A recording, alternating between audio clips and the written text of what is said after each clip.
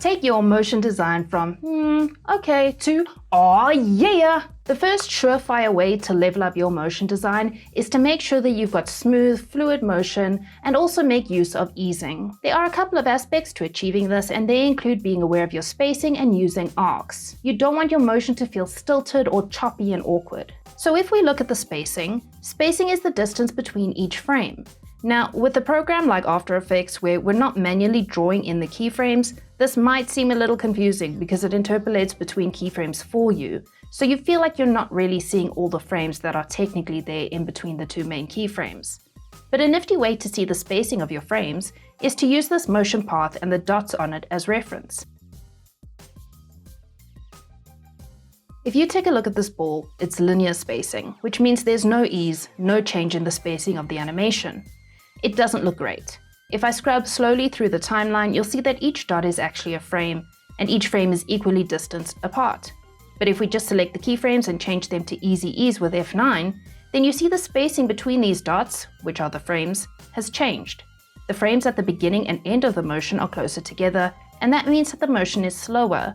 So you see now, the motion starts slow, builds up some speed in the middle, and then slows down again as it eases to a stop. If I go into the graph editor to further play around with the spacing, separate the dimensions so we can really dig in and have more control, if I pull out this handle here to really push that easing at the end, you can see how much closer those dots or frames get to each other, and it eases really nicely and smoothly into a stop. Doesn't that look so much better than the initial linear motion? Getting to grips with the spacing of your frames, using easing and slow in and slow out, or fast in and slow out, whatever combination makes sense for the graphics and the story you're telling, will really take your motion design to the next level. Another thing that'll really help sell that fluid motion is using arcs. Arcs is one of the 12 principles of animation, and you should check those out if you don't know about them already, because they'll even help you with your motion design. They're not strictly just for animators. But arcs will really give your work a beautiful, smooth, organic feel. Things naturally move in arcs, and I'm not just talking about rotations or when they're orbiting things. So it's a really pleasing and natural shape to the eye, and it's what we expect when we see motion.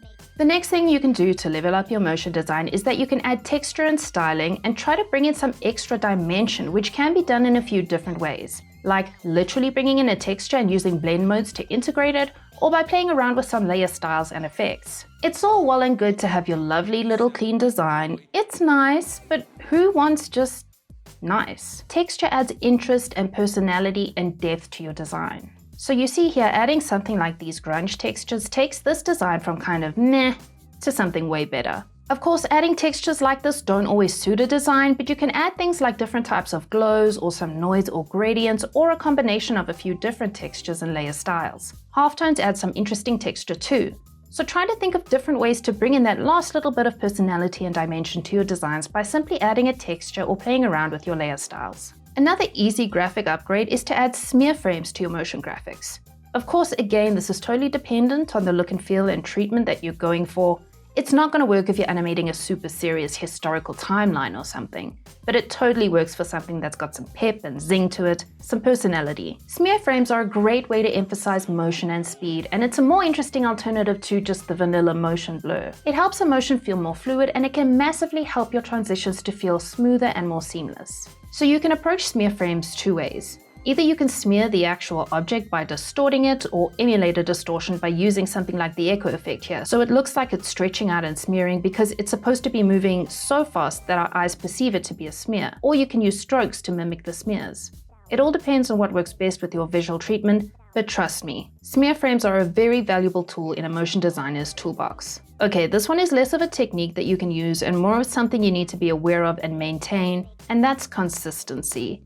Not just making sure you're sticking to the right colors or graphical treatment, although that is important obviously, especially if you're doing something for an established brand with a CI, but also maintaining consistency in your pacing and rhythm. If it's erratically paced with no discernible rhythm or beats that you're consistently hitting, it's going to feel disjointed and unprofessional. Like for instance, if you've got a motion graphic that starts out really fast and snappy and then all of a sudden it becomes really slow, it's not going to make any sense if you don't have a story supporting that change, if there's no actual reason for it.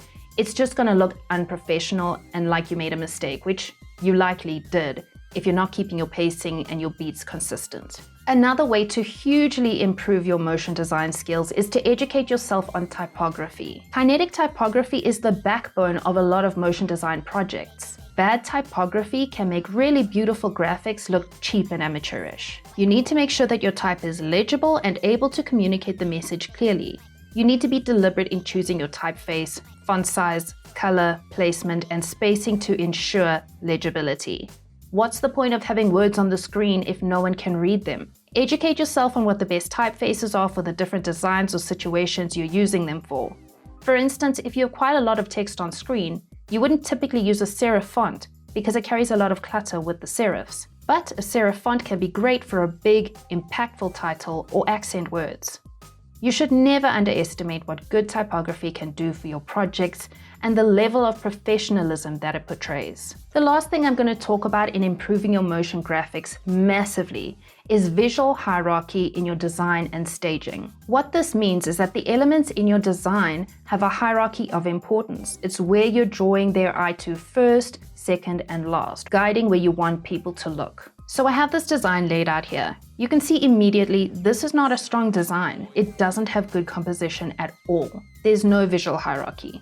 Everything is kind of the same size, same tones. There's no high contrast, so nothing stands out. There isn't good negative space, so nothing really gets to breathe, and it's all pretty flat. So you'll see that just by making a few adjustments, such as adjusting the sizes of the elements so that the most important elements are larger, and there's a variation in sizes for more interest. Some colors are brighter and there's more contrast, which makes the more contrasted and brighter elements more eye-catching.